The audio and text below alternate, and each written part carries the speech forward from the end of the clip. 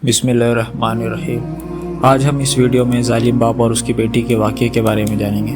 उससे पहले अगर आपने चैनल को सब्सक्राइब नहीं किया हो तो सब्सक्राइब कर दें। तो चलिए शुरू करते हैं। दौरे जहालत की बात है कि एक बूढ़े शख्स ने जब नबी करीम सल्लल्लाहु ताला अलैहि वसल्लम को हज़रत फ़ातिमा ज़ोहरा अलैहिस्सलाम के साथ मोहब्बत करते हुए देखा तो हैरत ज़दा हो गया। फिर उसकी आंखों से आंसू निकल आए।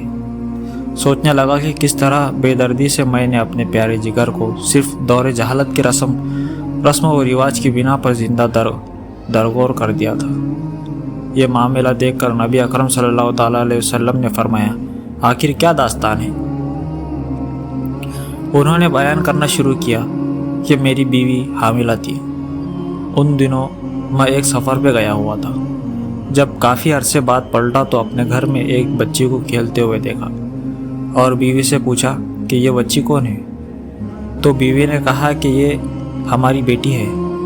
फिर उसने किसी नामालूम खौफ के तहत इल्तिजा आमेज़ लहजे में कहा, ज़रा देखो तो सही किस कदर प्यारी बच्ची है। इसके वजूद से घर में कितनी रौनक है। ये अगर ज़िंदा रहेंगी तो तुम्हारी यादगार बनकर तुम्हारे ख़ानदान और कबीले का नाम ज़िंदा रखेंगी। मैंने गर्दन झुका ली और बीवी को कोई जवाब नहीं दिया, लेकिन लड़की को बगौर देखता रहा। लड़की कुछ देर तो अजनबी निगाहों से मुझे देखती रही, फिर ना जाने क्या सोचकर भागती हुई आई और मेरे सीने से लिपट गई। मैंने भी जज्बात की रूह में उसको आगोश में भर लिया और प्यार करने लगा। कुछ अरसा ऐसा ही गुजरा कि लड़की आहिस्ता आहिस्ता बड़ी होती रही और काफ़ी होशियार बन गई।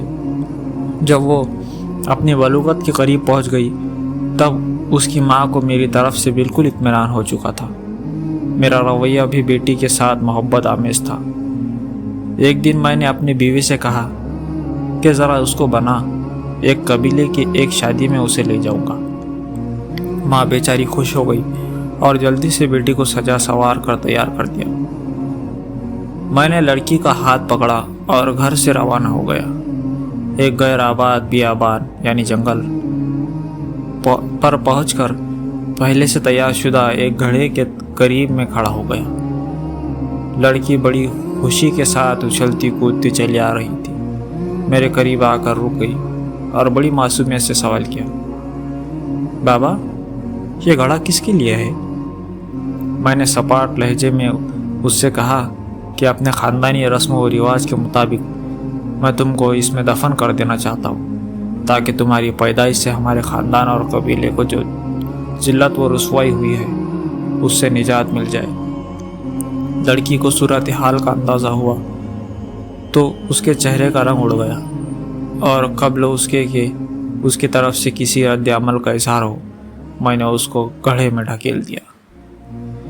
लड़की रोती रही और गिड़गिड़ाती रही, लेकिन मुझ पर उसकी फरियाद का कोई असर ना हुआ। मैंने घड़े को मिट्टी से भर दिया। अगरचे आखिरी वक्त तक वो हाथ उठाए मुझसे ज़िंदगी की भीख मांगती रही, इल्तिजा करती रही, लेकिन अफसोस मैंने अपने दिल के टुकड़े को ज़िंदा दरगोर कर दिया।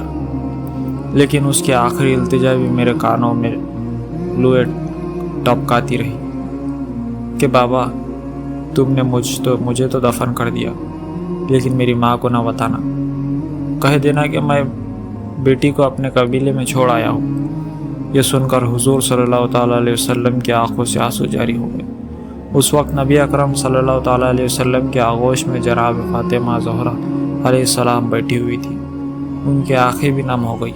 हुजूर अकरम सल्लल्लाहु ताला अलैहि वसल्लम ने अपनी बेटी को सीने से लगा लिया और अब आप सल्लल्लाहु ताला अलैहि वसल्लम के होठों पर ये जुमले जारी हो गए कि बेटी तो रहमत है।